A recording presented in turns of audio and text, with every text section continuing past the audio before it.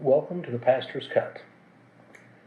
You know, we just started our St. Luke's on Broadway series here this last week, and one of the things that I enjoy doing is sharing some of the different stories and things that I learned that I am not able to get into the sermon on Sunday morning. So this is just kind of very casual in my office, taking a moment to tell you some of the other fun things that I've learned that we didn't get to share on Sunday morning.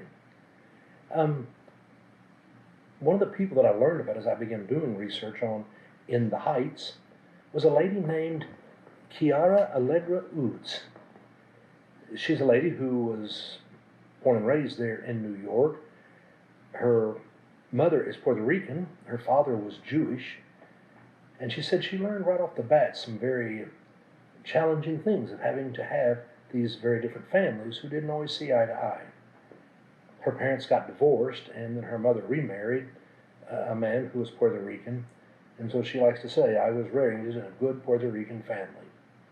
They lived in Philadelphia, but in the end she had an aunt, her mother's sister, who lived in New York, and her mother's sister was very musical.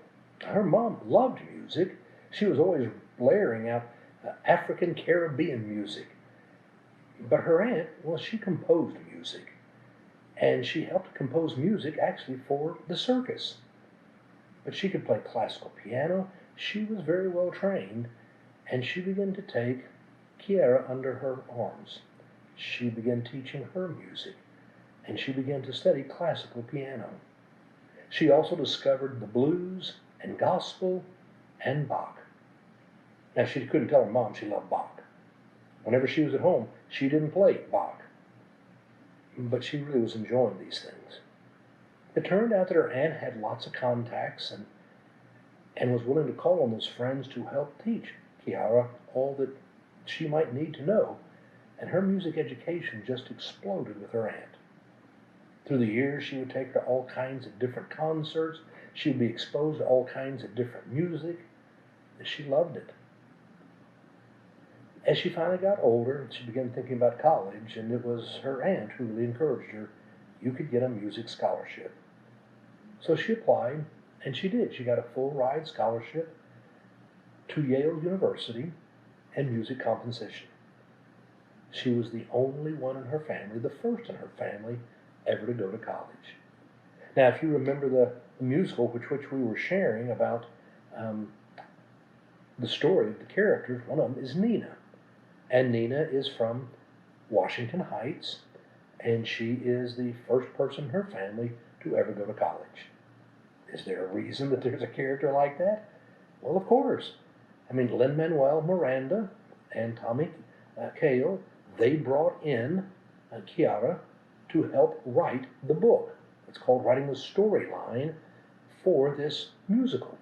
She joined their team in 2004. The show would open on Broadway in 2008. So here she is writing about really kind of what she understands, growing up in the Heights, this kind of a struggle, being the first person in her family to go to college. She found it a struggle, just as Nina would find it a struggle. We talked about on Sunday morning. But she makes it all the way through, and when she gets out, she joins a band. And she starts playing a band. She calls these her wild years. Finally getting through college and kind of just letting loose for a couple of years, playing in this band, till finally her mother sits her down and says, you need to tell your family story. The power of the written word is great. Tell our story. So she immediately goes and enrolls to earn a master's degree in script writing at Brown University. And she earns that, and then that's when she begins trying to work on scripts. She gets to know Lin Manuel Miranda, and she gets the part of helping to write In the Heights. Needless to say, when that comes out, and she is nominated for a Tony Award for writing the book. That's what it's called, the storyline for In the Heights. She's given all kinds of offers, and she actually travels out to Hollywood. She can work in film, she can work in television. She does that for a year, but in the end, she doesn't find that all that rewarding. So much so that what happens is she I love the statement that she makes. She said, I did that for a year. Given a choice, it's not where my heart lies. After that, I was able to say, I did try that, and granted, it would pay a lot more rent quickly, but the truth of the matter is, I just want to sit down in front of my desk tomorrow and write some more plays. And so that's what she did. She came back home there to New York, and she went back to playwriting. She is a lady who is a real feminist, activist, spiritual person who wants to dig into life and to share truth. She's an amazing lady. She lives back in New York City now, in an 8th floor apartment overlooking the Hudson River in Washington Heights. Kiara Udes. She's worth looking up and learning about. I also learned a little more about Lin Manuel Miranda. One of the fun things I learned, and I just couldn't work it into the sermon, was the fact that, I told you he grew up a couple blocks outside of Washington Heights. His mother and father were both psychologists. They were very well educated, had a great job, both worked hard, and so at home he was looked after by Edmunda Claudia. Edmunda Claudia was kind of like a surrogate grandmother, he said. It turned out that she had been his father's babysitter when he was young. And so now they had her living with them and helping to raise him up. And he said she also was a compulsive gambler. She always loved going down to the bodega, just like we saw in the Heights. And there were some illegal slot machines in the back, and she would give him the money, and Lin Manuel loved pulling the arm on those slot machines. Well, of course, they never won. He said Claudia never won, and she did not have money to gamble. So it kind of cured him of ever wanting to be a gambler. He saw this isn't fun. She's spending all this money, and she isn't getting anything.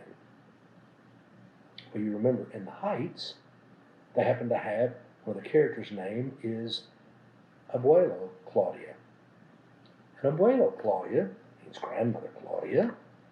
Well, you remember she actually goes and buys a lottery ticket at the bodega. And it turns out that she has the winning ticket for $96,000. And then, you remember the next day, after she gives a third to Yusnavi and to Sonny, she dies. And it was Edmunda Claudia, his real nanny, the one who helped raise him, who saw the play, and of course she immediately recognized herself, Abuela Claudia, and she said to Lin Manuel, I finally win, and you kill me off. That's exactly what he did. She finally won, he killed her off. And so then finally, I was so impressed as I was learning all about Mandy Gonzalez. I told a couple of her stories in the sermon Sunday. But one of the things I haven't told you all about is just simply the fact that Mandy Gonzalez has now gone out and had her first album. She just has created her first album, and it's called Fearless. And it really is all about the fact her mom and dad, I told you their story Sunday, were fearless. How he was a migrant worker, a migrant farmer, and he was very poor, and when he was 18, he got drafted, went to Vietnam. Her mom was living there in Southern California, and she was Jewish, and she wanted to go in the Peace Corps. Her parents, of course, said no, and so she found out about a program where they gave people's names, and they could write letters to soldiers who were far away from home and so very lonely. And so she happened to be given Mandy's father's name, and she began writing to him, and so they would correspond for the next year. He came home, and he went to go meet her. Her parents immediately said, no, you can't marry him. But the two of them fell in love, and they decided they were fearless. In spite of the fact that they had a Mexican background and a Jewish background, and families weren't really excited about this, they got married, and they had 3 children, and they've now been married 47 years and are very deeply in love. They're wonderful people. But Mandy says, it is strange being Mexican, Jewish, American, and trying to figure out what does it mean to belong and to not be afraid. She said everyone needs to feel that they belong and that they're not alone. So she has created what's called hashtag Fearless Squad. And it's people who can come and join, anyone who doesn't want to feel alone, anyone who feels like they're willing to be supportive of other people and their dreams. And she's kind of the Fearless Squad mother. And she wanted an anthem for the Fearless Squad. And so she went to Lin Manuel Miranda and asked him, would you write a song that celebrate my parents and being fearless? And so he wrote her title song, Fearless. You can go on YouTube, and I encourage you to go do that and ask for Mandy Gonzalez, Fearless. It is a beautiful song that will inspire you. And it's a great way to start or to end your day. Go be fearless and go out and live this week in a spirit of love where we help to build our community that we all would want to live in the Heights. I'm looking forward to next week. We're going to be looking at Christmas in July as we celebrate the musical Elf. Have a great day.